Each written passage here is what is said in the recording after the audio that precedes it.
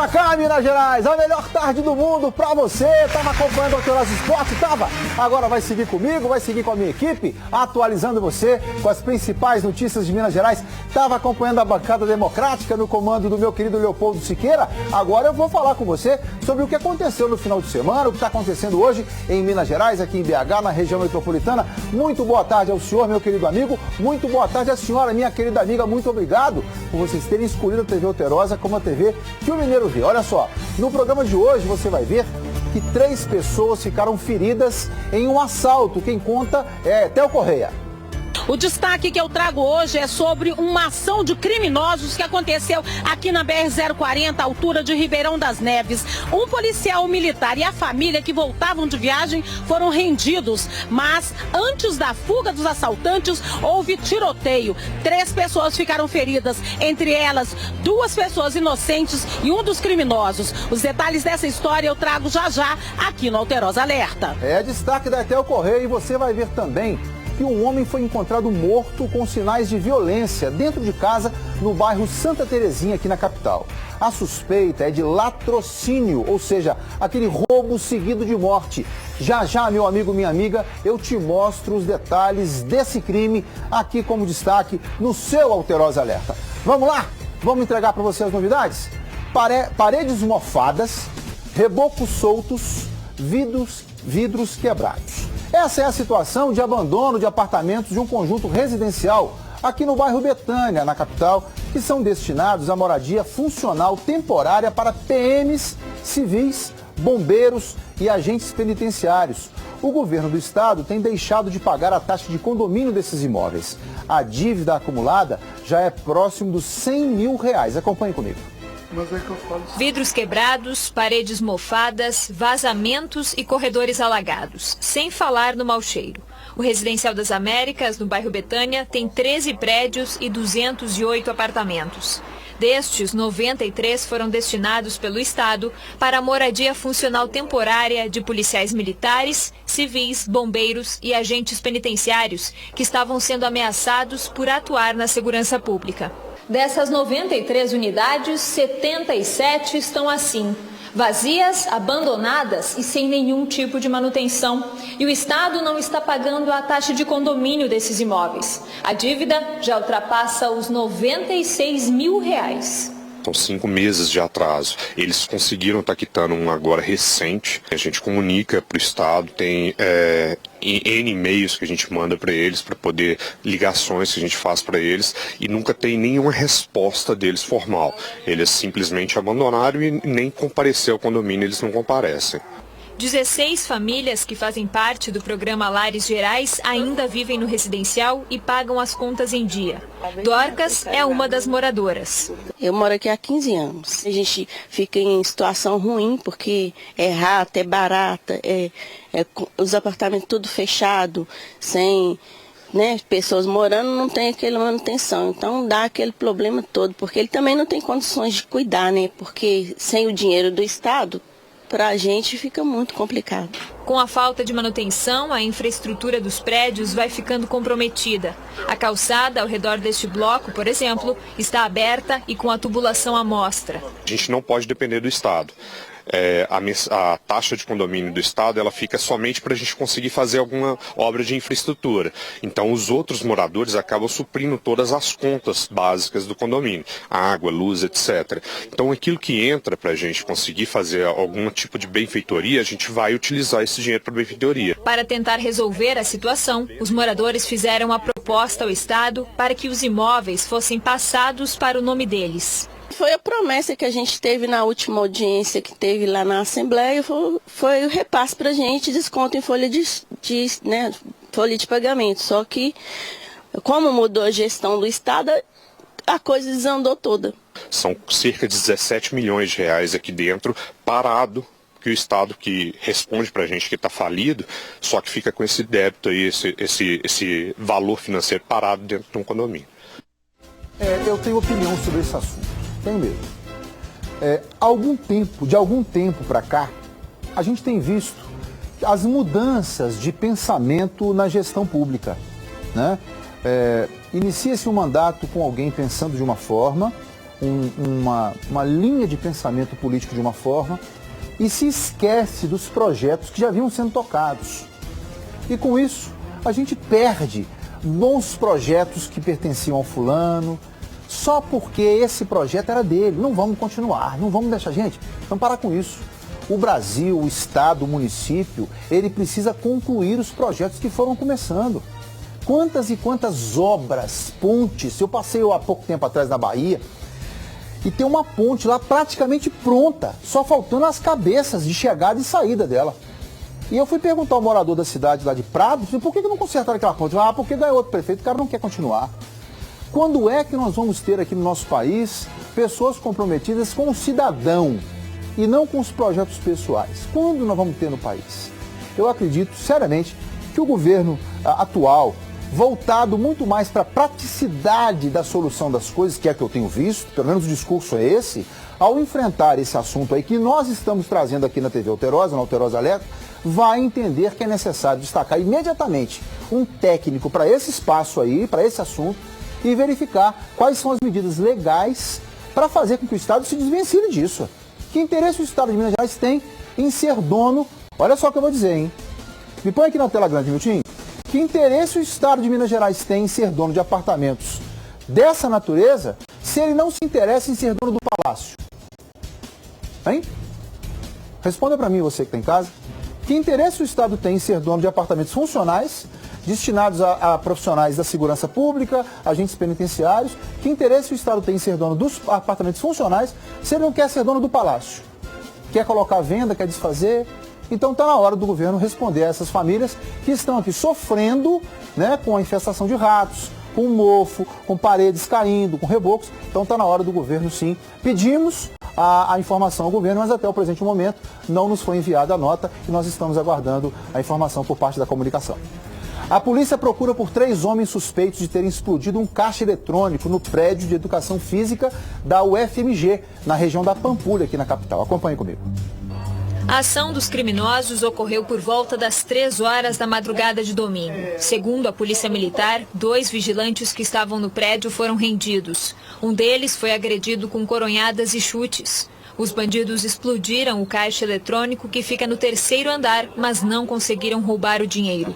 Eles fugiram a pé por uma mata próxima. Agentes do BOP e da Polícia Federal fizeram buscas na região, mas ninguém foi localizado.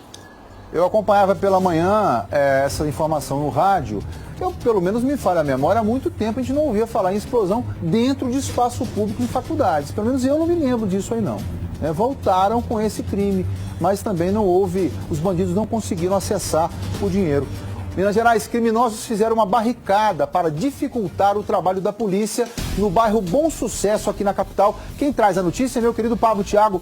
Boa tarde, Pablo Thiago. Como vai você? Tudo bem? Boa tarde, Stanley. Boa tarde a todos que acompanham a Alterosa Alerta. Estou muito bem, graças a Deus, Stanley. Fala para nós dessa barricada aí, meu velho. Pois é, os moradores da ocupação conhecida como Fidel Castro, que é instalada no bairro Bom Sucesso, denunciaram uma barricada feita por criminosos, Stanley.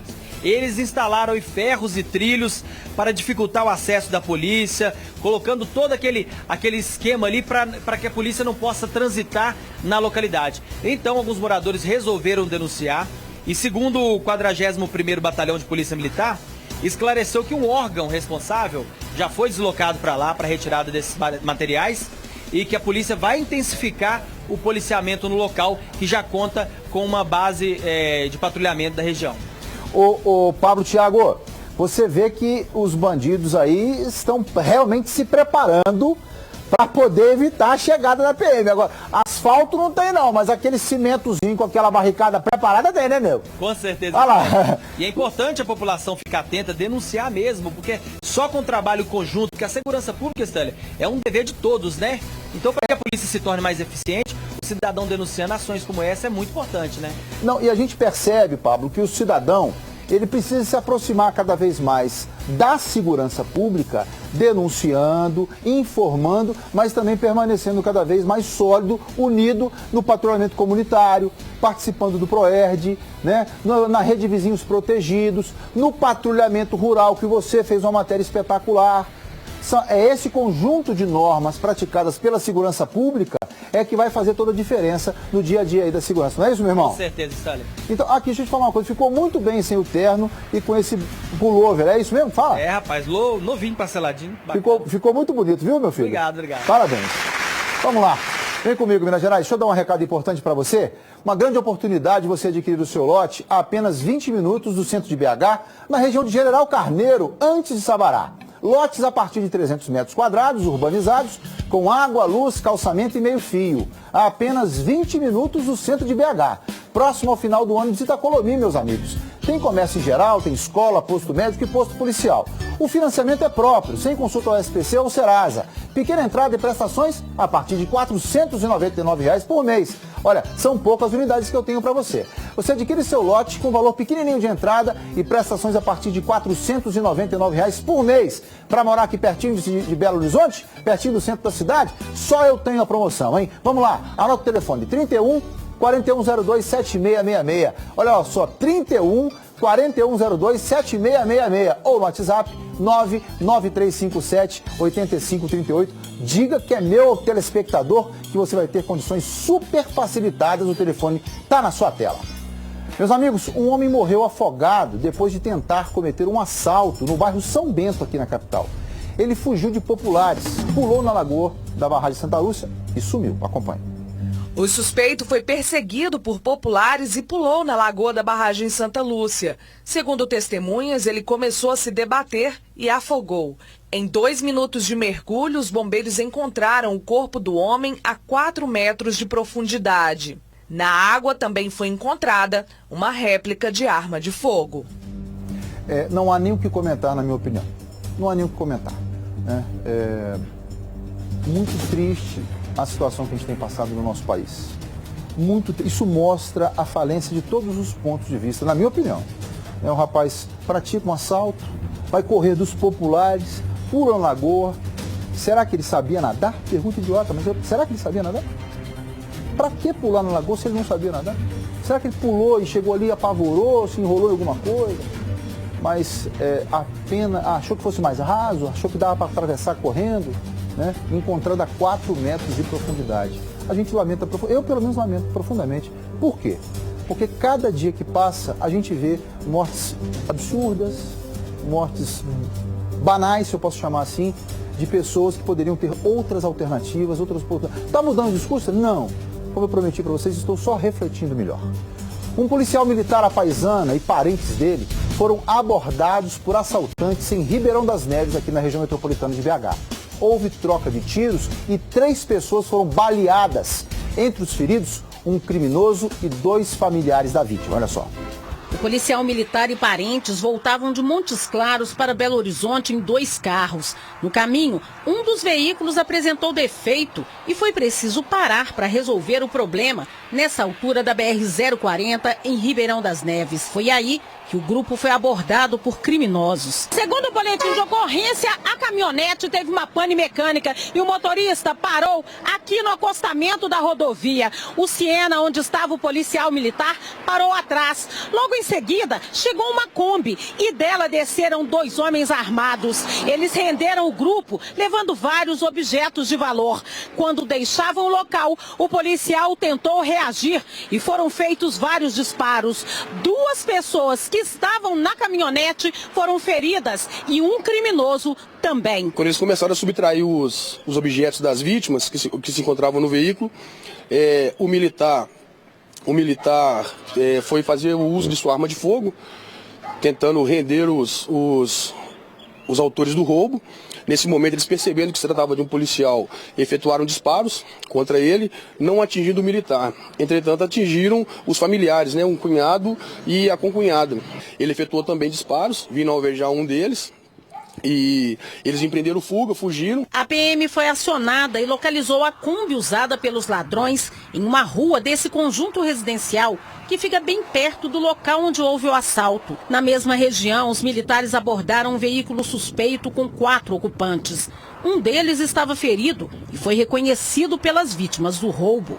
Havia marcas de sangue nesse veículo abordado pela polícia? Havia, o que outro motivo, né, o outro veículo, ele possuía marcas de sangue. É uma maneira que esses marginais, eles procedem dessa forma, esperando uma oportunidade, né? E na rodovia, por se tratar de um local ermo, onde os veículos passam em maior velocidade, onde a visualização de uma situação como essa fica mais difícil por parte de outras pessoas, eles aproveitaram desse momento, o local ermo, escuro, e as pessoas com o veículo estragado, né, um veículo com problemas mecânicos, foi difícil até mesmo de fugir deles. O Dailson Igor Oliveira Teles, de 19 anos, foi medicado e depois levado para a delegacia. Os outros detidos foram ouvidos e liberados. Os 2 feridos, ambos de 25 anos, da família do Cabo, foram levados para o Hospital São Judas Tadeu. A mulher atingida por uma bala no peito e o homem com ferimento de raspão. Ele já teve alta. O quadro de saúde dela é estável. Minas Gerais, assistia eu hoje o meu querido Marcão do Povo e ele colocava durante um assalto a um ponto de ônibus a questão da liberação do porte de armas, da posse e do porte de armas. E a gente vê que também é um tema que precisa ser muito debatido. A minha posição é de que dentro das condições legais as pessoas devem ter a sua posse e o seu porte, desde que obedeçam à legislação vigente, quando ela vier a ser implementada, que fique claro isso, né? Não estou retrocedendo na minha opinião, a minha opinião é essa. Se houver uma legislação que permita que se implante a legislação, mas também não é garantia de que isso vai trazer para você, se você tiver a sua arma na mão, de garantia de vida. Por quê? Porque o policial militar treinado, foi fazer a sua defesa e os seus familiares que estavam no carro acabou sofrendo pelos disparos dos miliantes, dos bandidos, né? A gente protege a si, mas não consegue proteger o familiar. Espero que tudo possa se resolver. A polícia agiu rápido, né? Conseguiu fazer a apreensão do bandido aí, mas espero que eles possam convalescer e possam se restabelecer rapidinho aí. Tenho passado muito por aquela estrada ali, muito. E por outra estrada que vai no sentido de Sete Lagoas. Aqueles cantinhos ali da BR, gente, é muito fácil de escapar. Caiu ali pra dentro, acabou. Olha lá, caiu pra aquele canto ali, acabou. Quem conhece aquela beiradinha ali, caiu ali, acabou. Prendeu, estragou o carro ali, o bandido passou, pegou, levou, sumiu, irmão. Sumiu. Não volta, só volta se o cara quiser te entregar. Só volta se ele quiser entregar. A minha querida Ribeirão das Neves precisa receber urgentemente a atenção do poder público. Eu queria fazer esse desafio ao governo do estado, né? Nós entregamos a Ribeirão das Neves alguns anos atrás a obrigação de ser a cidade que queria receber os presídios aqui na região metropolitana. Agora está na hora de entregar a Ribeirão das Neves o retorno disso. Políticas públicas de reintegração de saneamento básico, escolas modelo, escolas em tempo integral, escolas de saúde, de tratamento dentário, todos esses valores que são básicos na Constituição. E precisamos fazer isso em Ribeirão das Neves. Mas por que Neves? E não Betim, Contagem? Porque Neves é uma cidade que sofre, não sofreu não, sofre com esse abandono do poder público no âmbito federal. Não é só do estado não, no âmbito federal. Precisamos que o estado de Minas Gerais abrace Ribeirão das Neves mesmo. Chega de falar de Neves com tanta distância. Precisamos todos nós nos envolvermos com a cidade cal. A suspeita é de latrocínio. Acompanhe comigo. É grande o movimento nesta rua é... De volta. Vamos preparar de novo a matéria aí, mas só explicar para vocês o que é latrocínio. Todo mundo já ouviu falar, mas eu vou explicar de novo. Quando alguém chega num determinado local para roubar, e durante o roubo, durante o assalto, ele mata a pessoa e ainda assim conclui o roubo, né? Conclui o assalto, vai embora, ele praticou um latrocínio. A matéria está pronta, eu coloco no ar para você. É grande o movimento nessa rua Hélia Ricaldoni, no bairro Santa Terezinha, região da Pampulha, onde um homem foi encontrado morto dentro do apartamento dele. A situação aconteceu neste conjunto residencial aqui. Informação que a gente tem é de que parentes desse homem deram a falta dele. Ele saiu de casa no sábado, não respondia às chamadas telefônicas e então, nessa manhã, parentes vieram até o local e, chegando ao apartamento, encontraram a porta aberta sem sinais de arrombamento. Lá dentro, um homem de 46 anos estava com as mãos e os pés amarrados. Estou acabando de levantar quando eu acordei com os gritos dela. Não, é mentira, mentira, você tem certeza que morreu? A outra falou, tem, tá lá. Nesse momento, viaturas da Polícia Militar, também viaturas da Polícia Civil aqui no local. A perícia está sendo feita e ainda não se sabe qual foi a causa da morte. Mas a informação é de que esse homem, então, estava desaparecido desde o sábado. Informação de vizinhos de que ele tem esse apartamento, né? Esse apartamento aqui no segundo andar pertencia a esse homem que visitava o local geralmente aos finais de semana. Sinal de luta não, mas realmente estava remexido já o local. Algumas coisas sobre o sofá, algumas coisas fora do lugar. Alessandro Cipriano tinha 46 anos e era empresário. Funcionários dele foram ao condomínio quando receberam a notícia, mas não deram entrevista.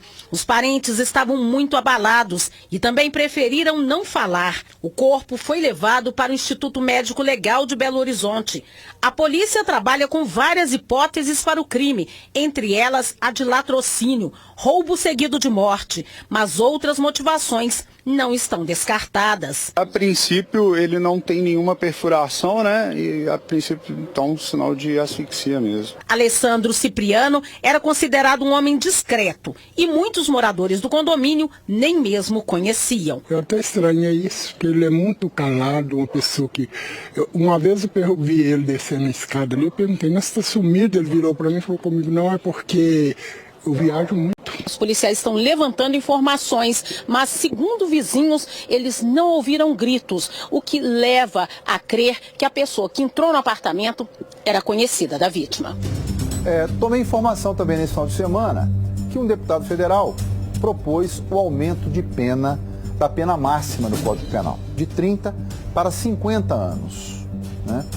E tem total apoio da minha parte. Total apoio, até porque eu venho pedindo isso há muito tempo. Então, justiça seja feita. Eu não fui comunicado disso, não, até porque não teria motivo de eu ser comunicado, mas como eu venho pedindo isso há muito tempo, né? Que esse aumento de pena viesse, eu acessando aí o Portal A, acessando os portais de notícia, eu tive acesso a essa informação que o deputado apresentou.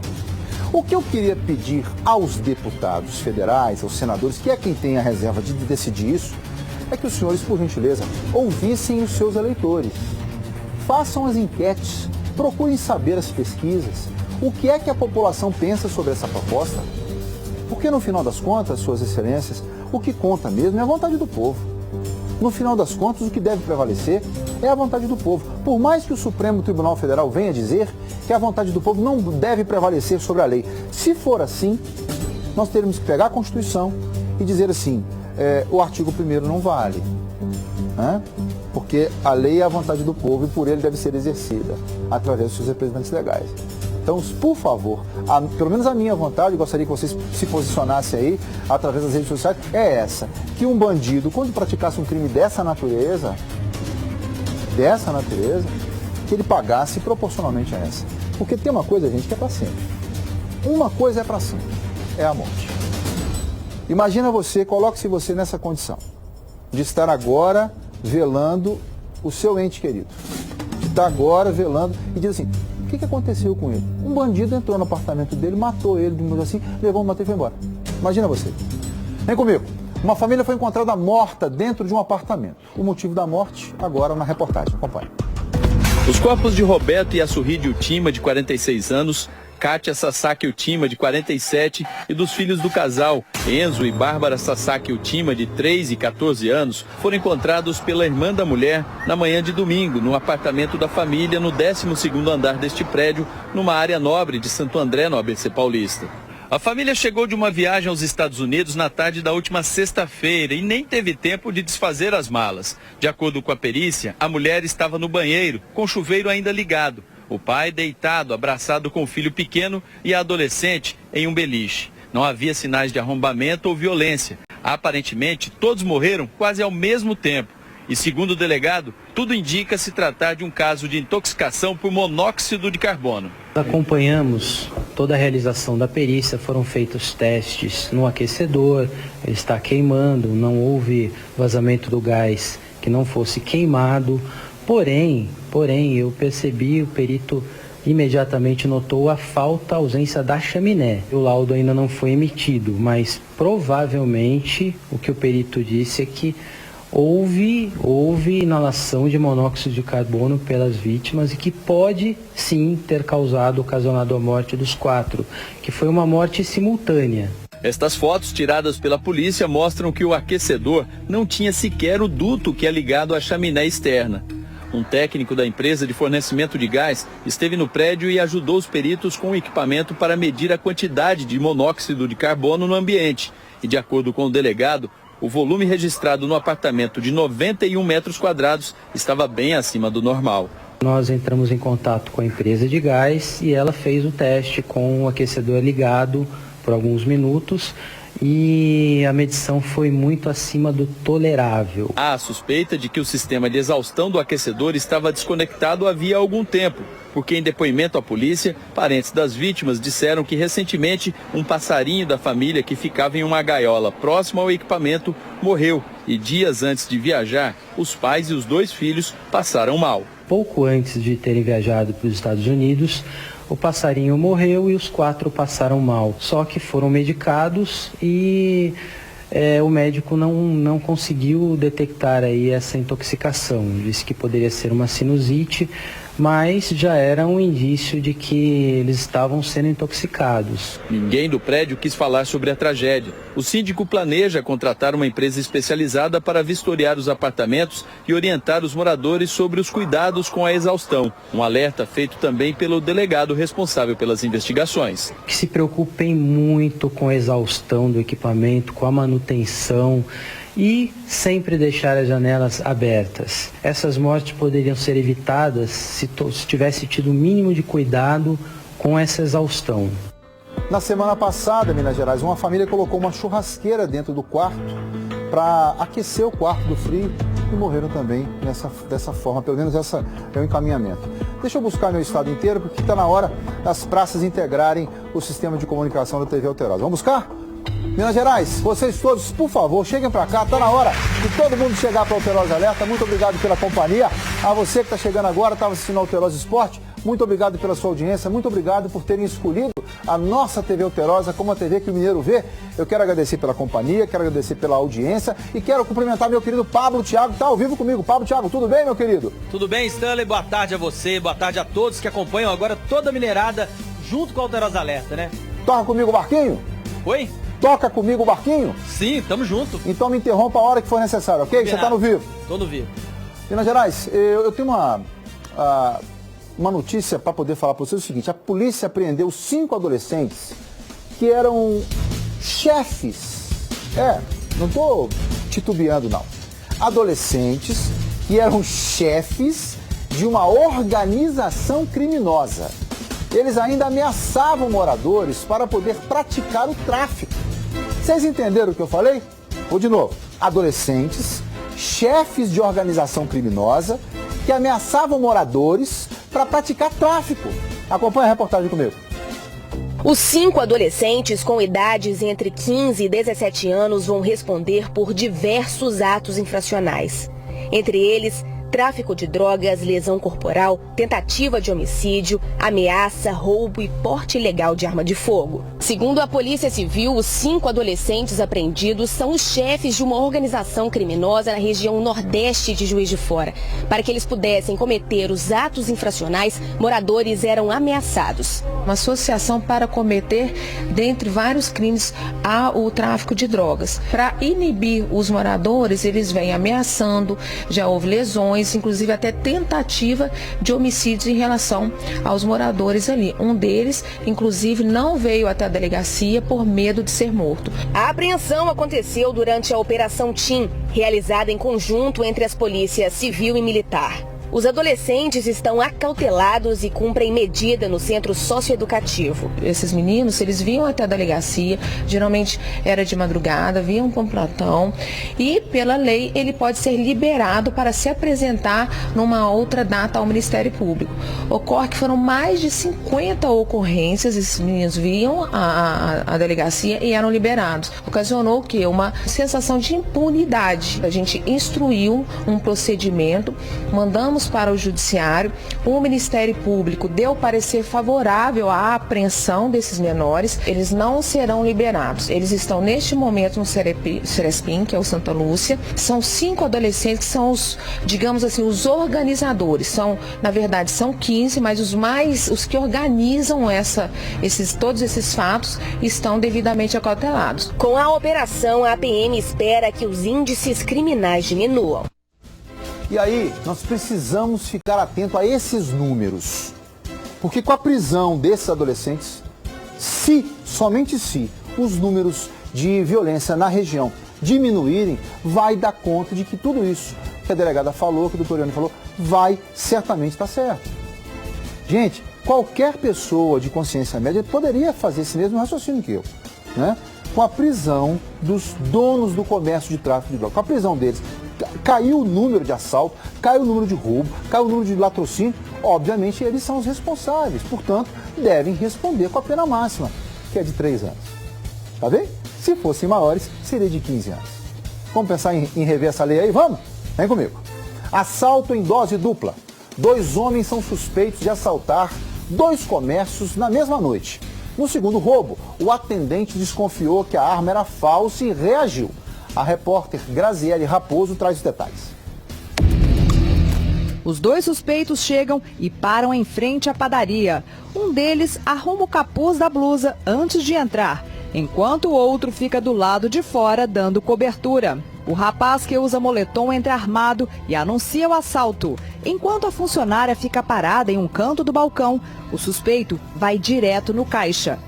Ele pega algumas notas em dinheiro e o celular da funcionária, que está em cima do balcão. A funcionária parecia não acreditar no que estava acontecendo. A ação durou apenas alguns segundos. Os suspeitos fugiram com R$70 do caixa, além de um celular. Depois que os suspeitos foram embora, a funcionária entrou em desespero. Moradores do bairro, que são clientes da padaria, foram até o local ajudar a mulher, que chegou a ir para o hospital, segundo uma colega de trabalho que não quis gravar entrevista. Essa moradora do bairro, que não quis se identificar, disse que outros estabelecimentos da avenida também já foram alvos dos bandidos. Aqui na padaria já é a 3ª vez, mas já aconteceu na padaria em frente também.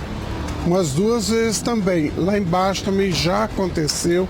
Aqui no bairro está sempre acontecendo assaltos.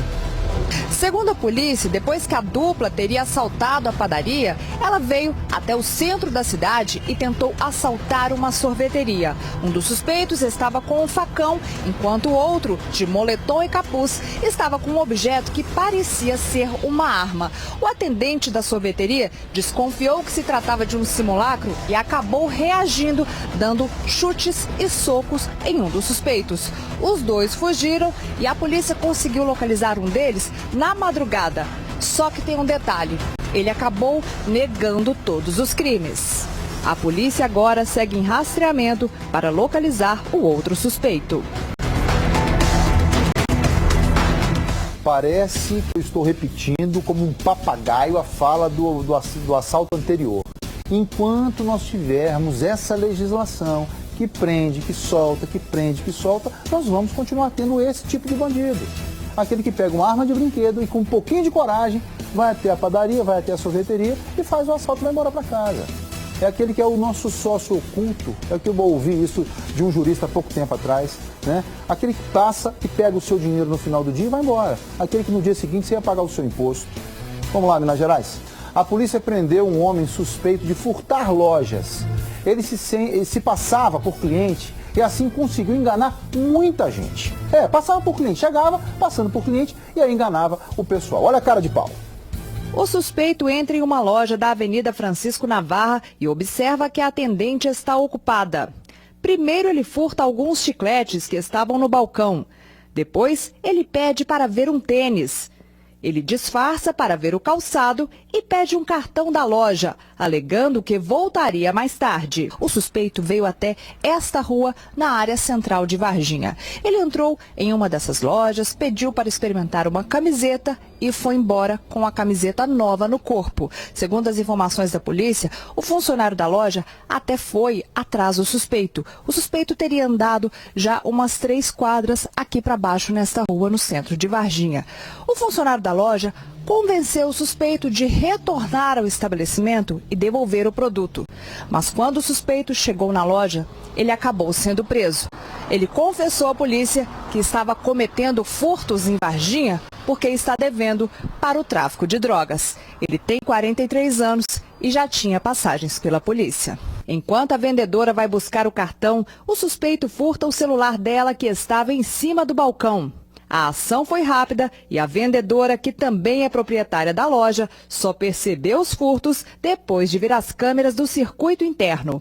O suspeito é Flávio Honorato, que foi reconhecido pelas vítimas. Os materiais furtados foram devolvidos. Agora a polícia tenta localizar quem seria o suposto traficante que Flávio disse estar devendo dinheiro. Ô Flávio, conta pra polícia quem é o cara que você está devendo, né? A polícia não tem que sair procurando quem está devendo, não. Eu estou devendo pro fulano, tem que contar, meu filho. Não? Conta pra polícia quem é que você está devendo. Senão, sua dívida vai continuar prevalecendo. Isso aí não pode contar não, senão ele morre. No meu entendimento, pelo que eu vi nesses anos todos aí da minha vida, se não pagar, vai embora de qualquer jeito. 15 criminosos foram presos suspeitos de roubos de carga. Eles usavam como base um galpão abandonado. Antes de serem detidos, houve troca de tiros com a polícia. Olha só. Foram 20 dias de investigação para que a polícia conseguisse chegar até a quadrilha. 15 criminosos especializados em roubos de carga foram presos. Policiais estavam de campana quando notaram uma movimentação suspeita dentro do galpão abandonado. Ingressaram no imóvel, só que dentro do imóvel havia um rapaz portando uma arma de fogo de grosso calibre, fazendo a segurança dos demais criminosos. Houve troca de tiros e um dos assaltantes acabou ferido na perna. Dentro do galpão foram encontrados o caminhão e o container com diversos produtos de origem chinesa. A carga havia sido roubada 2 horas antes na rodovia Presidente Dutra, que liga São Paulo ao Rio de Janeiro. Segundo a polícia, a quadrilha usou 2 carros para dominar os vigilantes da escolta, que tiveram armas e coletes à prova de balas roubados. Depois, o caminhão foi parado. Parte dos ladrões levou a carga até o galpão e os outros sequestraram o motorista. Começou-se uma corrida contra o tempo para libertar essa vítima, até que a vítima foi libertada aqui na rodovia Ayrton Senna e conduzida aqui para a delegacia. De janeiro a maio deste ano, o estado de São Paulo registrou 2.982 roubos de carga. São, em média, 20 casos por dia. Essa quadrilha já foi identificada em outros 2 assaltos aqui em Guarulhos, cidade que é cortada por importantes rodovias e, por isso, concentra esse tipo de crime. Dados exclusivos obtidos pelo SBT via Lei de Acesso à Informação revelam que o índice de esclarecimento dos roubos de carga é muito baixo. No primeiro trimestre deste ano, apenas 3,54% dos casos foram resolvidos pela polícia. E aí, Minas Gerais, a gente começa a entender por que é que quando nós fazemos um trabalho horizontal, quando a polícia começa a pegar de uma maneira geral a bandidagem, eles começam a se espremer. Começa a pegar o tráfico de drogas, eles partem para o roubo a banco. Pega o roubo a banco, eles partem para o roubo a carga. Quase 3 mil, olha aqui, apenas 3,5% dos casos são resolvidos. Quase 3 mil casos em 5 meses. Pouco mais de 100 casos resolvidos. Ou seja, a bandidagem entendeu, enxergou no roubo a cargas que é um excelente negócio para eles. Então é preciso que a Polícia Civil, que a Polícia de Investigação, junto com a Polícia Militar, que é a Polícia Ostensiva, mais a Polícia Rodoviária Federal nas estradas federais, mais a Polícia Rodoviária Militar nas estradas que são estaduais, possam fazer um trabalho em conjunto para acabar com esse tipo de tráfico também, porque eles pegam a mercadoria e traficam ela, e esse tipo de crime. Porque esse é o trabalho concentrado. É assim que nós vamos ter todo um aparato para defender e tirar das ruas esse tipo de criminoso aqui, que fomenta o tráfico de drogas, fomenta o assalto a banco, vendendo mercadoria roubada. Agora um caso chocante. Foi sepultado o corpo do prefeito do município de NAC, morto a tiros por um vereador. O motivo foi uma cerca. Entenda melhor o caso na reportagem do competente Washington Bonifácio. Na tela. Este é Marcos Alves de Lima, o vereador que matou o prefeito de NAC. O homem foi preso horas depois do crime na zona rural de Governador Valadares. Na delegacia, ele confessou que descarregou a arma na vítima e explicou como tudo aconteceu. Aí simplesmente eu estava em cima do animal, com a vara.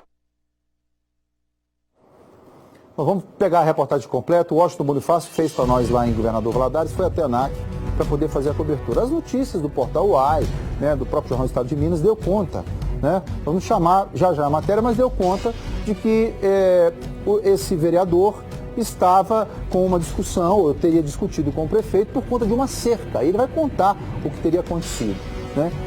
E que o prefeito teria feito uma chicotada. A matéria está no ponto, agora rola para mim, vamos lá. Este é Marcos Alves de Lima, o vereador que matou o prefeito de NAC.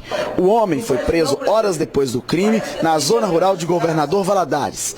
Na delegacia, ele confessou que descarregou a arma na vítima e explicou como tudo aconteceu.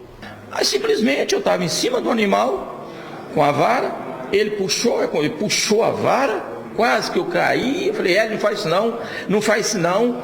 Ele tirou, passou em frente do animal e começou a disparar em cima de mim, varada, né, chicotada. Eu desci do animal, e ele disparando. Eu acho que na quarta ou quinta eu falei com ele, Hélio, eu estou armado, não faça isso que eu vou ter que atirar em você. E tinha testemunha lá, eu vou ter que atirar em você. E ele continuou me arrebentando. E eu com medo dele passar a pegar uma arma, porque ele anda armado também, e é perigoso, porque toda ação tem uma reação. Então, eu fui obrigado a me defender. O senhor deu quantos tiros nele? Que o revólver tinha, eu mandei. O crime foi neste local. O chicote, que o vereador diz ter sido usado pelo prefeito para agredi-lo, foi recolhido pela perícia da Polícia Civil. A gente conseguiu encontrar os dois bonés, supostamente da vítima e do autor, as locais das manchas de sangue, né, os grumos de sangue misturado com a poeira, né, nós estamos num local sem calçamento, então a partir do momento que o sangue ele entra em contato com a terra, ele se envolve nessa poeira, então a gente tem os locais. Não encontramos nenhum projétil, né, não foi encontrado nenhuma munição, cápsula no local dos fatos. Foi encontrado também uma ataca, né? Supostamente o autor estaria sobre um cavalo, né, montando um cavalo. Então tudo ainda é muito en passant, tudo ainda está em investigação. A motivação do crime está ligada a uma briga por causa de terras. O vereador teria comprado esses lotes que a gente está mostrando ali. Olha só, divisando com ele tem um terreno que é da prefeitura e esse terreno é aquele que está removido lá por máquina. O vereador pretendia colocar uma porteira na saída de um dos lotes, só que foram colocados montes de terra bem na saída. Eles estão lá na frente, olha só. Essa seria a motivação. Houve uma discussão entre os dois, o clima esquentou e o caso terminou em morte. O prefeito Hélio Pinto de Carvalho, de 55 anos, do PSDB, levou 5 tiros. A vítima foi socorrida, mas não resistiu aos ferimentos. Este era o segundo mandato como chefe do executivo de NAC. Anteriormente, foi vereador na cidade por um mandato. O suspeito de matar o prefeito segue detido em Governador Valadares. A arma do crime era registrada. Ela foi apreendida pela PM. Ele tem, né, o certificado de registro dela. Tudo em dias, é um revólver calibre 38, e a documentação está tudo em ordem. Ele foi preso não pela posse da arma de fogo, e sim por ter praticado o homicídio, né? A arma foi apreendida porque foi instrumento do crime. Bem, do ponto de vista da lei, cabe aos advogados, ao delegado, os advogados produzirem suas peças, entregar ao promotor, que vai fazer a análise, entregar ao juiz, que vai julgar. Não cabe a mim, eu estava lá, não cabe a mim nem emitir opinião. Porque vai ter o tribunal do júri, a sociedade vai julgar. Mas eu quero fazer sim uma ponderação. Quando os seres humanos não conseguirem resolver as suas diferenças no diálogo, é melhor cada um ir para o seu canto, porque eu tenho certeza que essa é a melhor solução. Quando eles acharem que a violência é o caminho, que a indiferença, né, que a agressão é o caminho, aí não terá valido a pena viver até ali. O diálogo é o melhor caminho, acredite. A polícia procura um homem suspeito de esfaquear uma idosa. Ele confundiu a mulher com uma parente que ele tem desavenças, né? Isso é o que ele disse. Segundo a família, o homem toma remédios controlados. Acompanhe. As imagens do circuito de segurança da rua mostram o momento em que o suspeito está saindo de uma vaga. Ele hesita e volta a estacionar. Segundo a polícia, foi nesta hora que ele viu a vítima passando na calçada. O homem pega uma faca que estava guardada no baú da moto. Ele sai, volta até o veículo e sai de novo. Segundos depois, ele sobe na moto apressado e vai embora. De acordo com o inspetor da Polícia Civil, ele teria tentado matar uma idosa de 70 anos a facadas. A vítima saía de uma aula de violão quando foi surpreendida pelo suspeito. Ele teria empurrado a idosa e desferido vários golpes de faca contra ela. Para se defender, ela colocou o braço na frente do próprio corpo. A vítima foi socorrida com vida e, segundo a polícia, teve 3 dedos amputados. De acordo com a Polícia Civil, o homem teria confundido a vítima com uma tia dele com quem ele teria desavenças. A família do suspeito alega que ele tem transtornos psiquiátricos. Ele teria confundido essa senhora que estava simplesmente se dirigindo para a casa dela e esfaqueado ela, por nada, sem nenhum tipo de fundamento. A polícia fez um pedido de prisão temporária para o suspeito, mas o homem está foragido. Embora a família o apresente como esquizofrênico, a gente tem que descobrir como que ele consegue se manter tanto tempo foragido sem a ajuda de ninguém. Essa é a nossa dúvida. Sensacional a fala da autoridade. Se ele se apresenta como esquizofrênico, como é que ele consegue se manter tanto tempo sumido, desaparecido, né? Como é que ele consegue se manter tanto tempo dirigindo motocicleta? Como é que ele consegue se manter tanto tempo? Ah, desta aí, pelo amor de Deus. Tem uma hora que a hipocrisia tem que parar. Né? Tem uma hora que a hipocrisia tem que parar. Começamos de uns tempos pra cá a alegar a tal da esquizofrenia, a tal da psicopatia, como forma de defesa com muita frequência. Tem que dar uma parada no bom senso ainda, não? Começar a usar o bom senso, na verdade, nessas histórias todas. Minas Gerais, eu quero chamar a atenção de vocês porque tem um vídeo viralizou na internet esse fim de semana. O padre Marcelo Rossi foi empurrado por uma mulher durante uma missa. Quem vai contar pra mim é o meu querido Pablo Thiago. Pablo, o que foi isso aí, rapaz? Que episódio lamentável, hein? Pois é, Stanley, lamentável. Essa mulher aparece, né, enquanto o padre Marcelo Rossi celebrava ali uma santa missa, e do nada ela empurra o sacerdote. E ele chega a cair cerca de 1 metro de altura, Stanley. Olha só, ela chega bem atrás, enquanto ele celebra a missa na Canção Nova, lá em São Paulo, né? Essa mulher aparece do nada, empurra o sacerdote, olha lá. E ele cai naquela vala que fica entre o altar e os fiéis, né? Sim. Essa mulher, ela foi encaminhada, detida pelos policiais, levada em flagrante. E lá, ela contou que só queria chegar perto do padre Marcelo. E que também sofre de transtornos bipolares e toma aí remédios controlados. É uma situação complicada, né, Sandro? Eu também não tenho como comentar isso não, velho. Pois é. Confesso a você, porque o vídeo por si só fala, né? O vídeo por si só fala. Como é que eu vou explicar um negócio desse? Eu particularmente, tenho o padre Marcelo Rossi como uma pessoa do bem. É um cara do bem. Um cara que passou por 1 milhão de situações difíceis, né? Passou por aquela depressão, se expôs, colocou a vida dele aí para ser analisada por todo mundo. Um cara que tá aí sempre fazendo bem, pregando a paciência, o amor ao próximo, né? Isso. Enfim, cara do bem. Só olha aí, 50 mil pessoas, e quantas mil pessoas vão lá para poder ouvir a palavra do cara. Aí a outra vem e empurra, é porque queria ficar perto dele. Tinha que dar um abraço nele, não empurrar. Com certeza. Vem cá, padre, dá um abraço em mim, pô. Na minha opinião, Stanley, não é só psicológico, mas talvez transtornos espirituais também. É muito mistério em cima disso tudo. Vamos deixar a perícia competente analisar esse caso e aí tirar as conclusões, né, Pablo? A nós cabe dar a notícia aqui e ponto final, não é isso? Ok. Vem comigo. Um homem é suspeito de agredir a esposa e colocar fogo na própria casa. Segundo testemunhas, a briga do casal é frequente. A casa foi interditada e você acompanha comigo. Nas paredes, as marcas do incêndio que destruiu parte do imóvel do casal. Segundo a polícia, a suspeita é que um homem de 48 anos tenha colocado fogo na casa depois de uma briga com a esposa. Sim, o casal se encontrava numa festa no bairro São Bento, né? Inclusive ambos aí tinham ingerido bastante bebida alcoólica e durante esse evento o autor veio aí agredir a sua esposa. Uma vez no local, a guarnição detectou que o autor já teria evadido do local. Posteriormente, a vítima pegou uma carona com uma conhecida e ao chegar à sua residência deparou com a mesma em chamas. Vizinhos do casal dizem que as brigas entre os dois eram frequentes.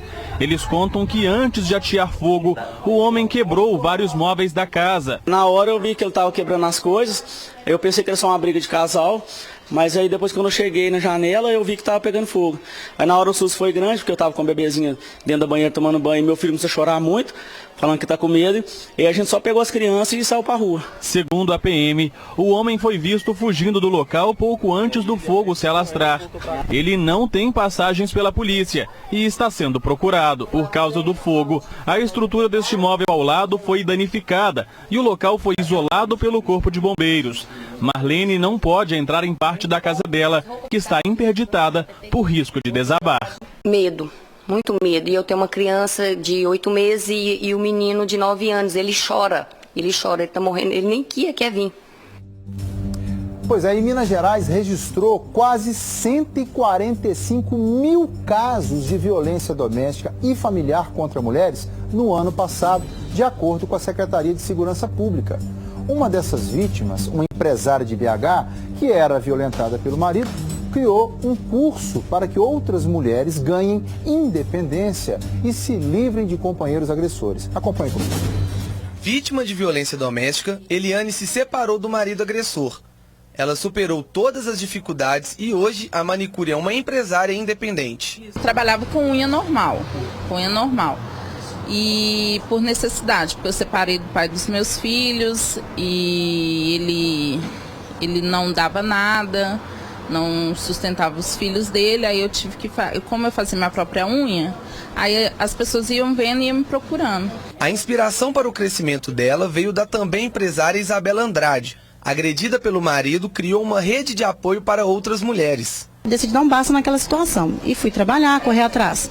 Aí parece que a gente é um imã, né? Eu descobri várias amigas que passavam pela mesma situação. A primeira dela foi a Laís, uma amiga minha, que trabalhava comigo e há mais de 11 anos sofria violência. Ela dava a mesma resposta para mim, que ela sofria violência porque ela não tinha condição financeira. Então, eu comecei ensinando ela gratuitamente, aí ela trouxe uma amiga dela.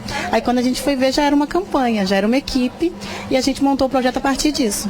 Aqui, elas, além de ter a oportunidade de aprender diversas técnicas de esmalteria sem pagar nada, têm a chance de se fortalecer para seguir a vida com independência financeira. Nós temos o curso de unha de gel, fibra, acrigel, alongamento de cílios fio a fio e sobrancelha definitiva, microblore. Elas vão receber todo o material didático para fazer o curso aqui conosco, ela ainda recebe um lanche no final do dia. Cerca de 10 mulheres são capacitadas por semana. A procura pelo curso tem aumentado e um novo espaço está sendo preparado para receber as futuras manicures que sofreram algum tipo de violência doméstica. Independente do que você estiver passando, a gente sempre tem uma chance de construir uma nova história. Então você pode vir para cá que eu vou te ajudar a ter um novo caminho na sua vida. Espetacular iniciativa, espetacular. Espetacular iniciativa. Cada um fazendo a sua parte. O que me chama a atenção, Minas Gerais, é que se cada um fizesse realmente a sua parte, volta para um minutinho, sei lá, cada um tem que fazer a sua parte. E a parte dos nossos legisladores é fazer com que o agressor receba por parte do juiz a pena, a punição adequada para aquilo. E o que tem nos agredido a nós, a sociedade, é exatamente isso. Entregue-se ao agressor, a quem é incriminado como agressor, a chance de ele se defender. Mas após a defesa e a condenação chegando, que ele cumpra rigorosamente a lei. Agora o que a gente vê é diferente em Minas Gerais. O cara agride a mulher, dá um pouquinho e sai no dia da mulher. Ele é solto no dia da mulher. O cara agride a esposa, ele recebe indulto no dia das mães. Que país é esse? Que lei é essa? Ou nós entregamos ao bandido a severidade da lei, ou nós vamos ser um país assim. Parabéns, empresário, é sensacional. Conte conosco, inclusive, para outras ações que forem desenvolvidas aí, outros cursos, conte com a Alterosa Alerta. Estamos aqui para poder divulgar tudo aquilo que for de iniciativa dessa natureza. E seguimos atualizando você sobre Brumadinho com o meu querido Pablo Thiago. Pablo. Pois é, Stanley, já são 248 mortes confirmadas. Outras 22 pessoas ainda estão desaparecidas. O total de 144 homens dos bombeiros continuam trabalhando, sim, além de 3 cães e 153 máquinas pesadas atuam no local. E nós continuamos noticiando para você essa tragédia que marcará para sempre, obviamente, a história do Brasil. Eu vou para o intervalo e volto já já, minerada.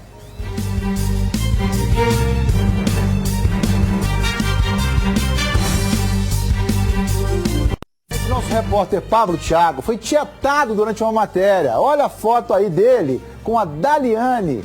E você também, se quiser mandar para nós o carinho aqui com a nossa equipe, tire sua foto assistindo a gente e mande para as nossas redes sociais. E se ver você assistir aí, acompanhar a nossa equipe pelas ruas, por favor, nos dê esse carinho, nos dê esse presente. Não é, Pablo Thiago? Pois é, Stanley, é muito bom. Inclusive o Ceará lá de Venda Nova mandou um grande abraço para você, viu? Então tá certo, eu recebo um abraço com muito carinho, vou deixando toda a Minas Gerais nas mãos do competente Álvaro Damião com o Alterosa Agora, esse sucesso aqui da TV Alterosa. Tchau, Pablito! Até mais! Tchau, Minas Gerais, Álvaro Damião segue agora com você.